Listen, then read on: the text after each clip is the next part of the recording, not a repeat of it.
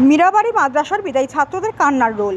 শিক্ষক সৈয়দ মাওলানা ডক্টর আব্দুল নূর সাহেবকে জড়িয়ে ধরে হাউ হাউ করে কাঁদলেন মীরাবাড়ি জামিউল উলুম ফুরকানিয়া টাইটেল মাদ্রাসার বিদায়ী ছাত্ররা।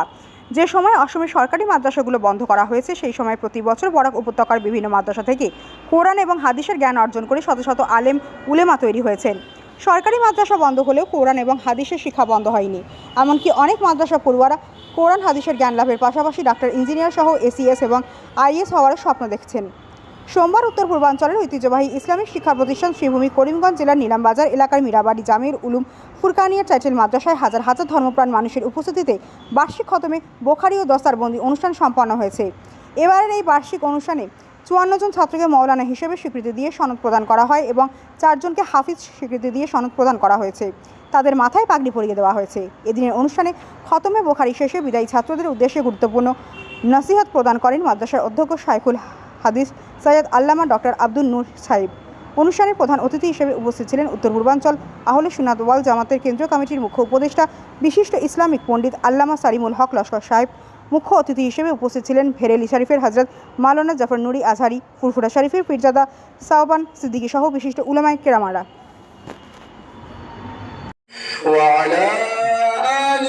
وصحبه أجمعين. أما بعد فإن أصدق الحديث كتاب الله وأحسن الهدي هدي محمد صلى الله عليه وسلم وخير الأمور عوازمها وشر الأمور محدثاتها وكل محدثة بدعة وكل بدعة ضلالة وكل ضلالة في النار.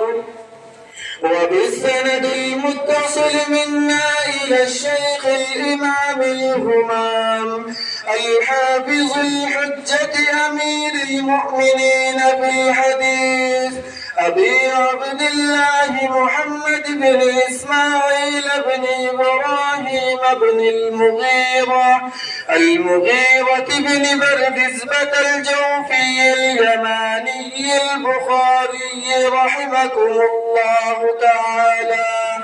اللهم انفعنا وانفعنا بعلومه وعلومهم أجمعين يا رب العالمين. باب قول الله تعالى ونضع الموازين القسط ليوم القيامة وأن أعمال بني آدم وقولهم يوزن. وقال مجاهد القسطاس العدل بالرومية. ويقال القسط مصدر المقسط وهو العادل، وأما القاسط فهو الجائر.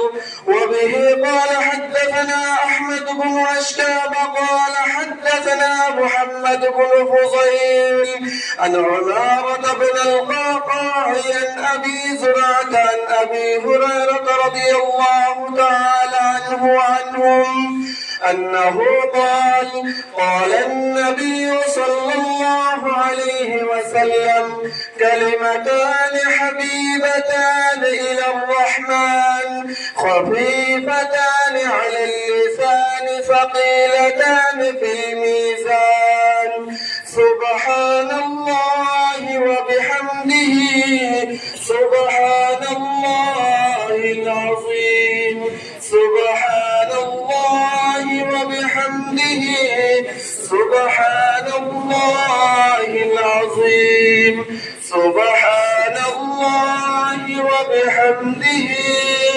سبحان الله العظيم.